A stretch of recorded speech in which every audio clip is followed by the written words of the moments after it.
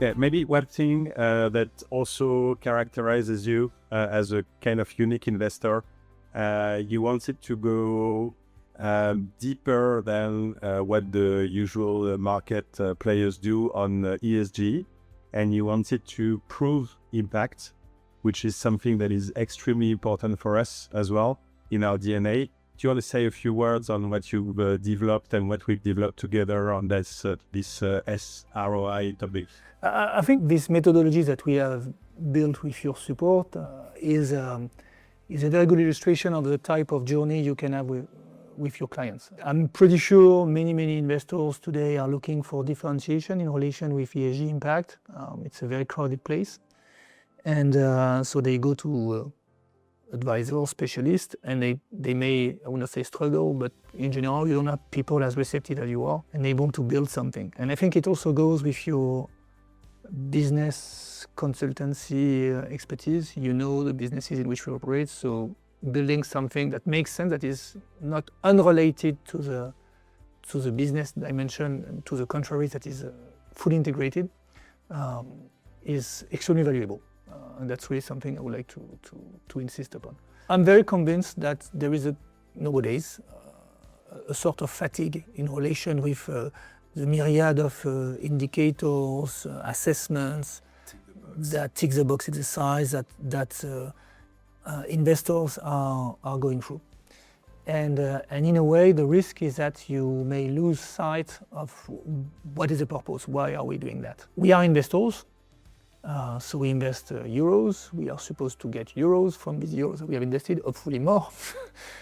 So this concept of social return on investment is a return for society of the investments we are making, was particularly palatable to us, because eventually you translate into euros every externality, negative impact also, because every time you do something you have a negative impact. There is nothing only positive. And you are able eventually to do a very nice cost-benefit assessment to see, okay, is the solution really worth it? Is it really creating value for society?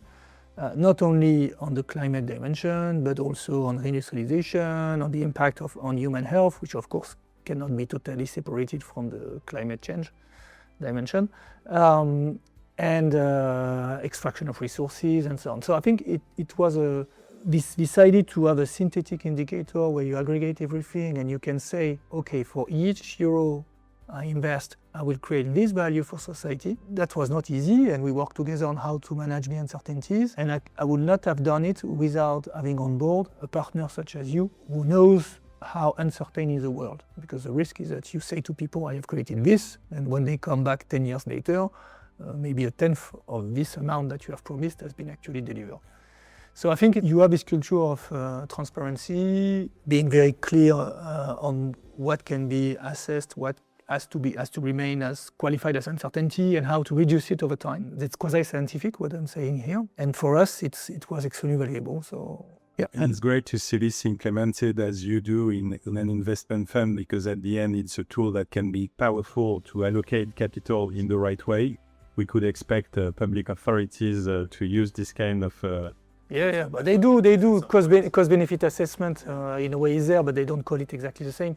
But to take a concrete example, even from a business perspective, I was mentioning plastics recycling. When we went to Loop and we showed them, thanks to your methodology, that for every kilogram of plastics they were recycling in plant we hope to build in Europe, they were saving basically 2 euros, if not 3 euros of value for society, social value.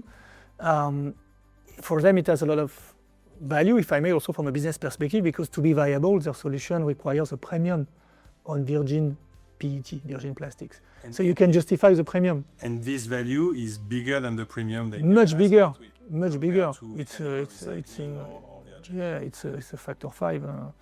So for them, it's not a burden, because companies may see the impact assessment and ESG as a burden. It becomes a big advantage in their commercial negotiations with the big brands, who are asked to shoulder a portion of the burden corresponding to recycling, which is still economically more expensive than going for virgin.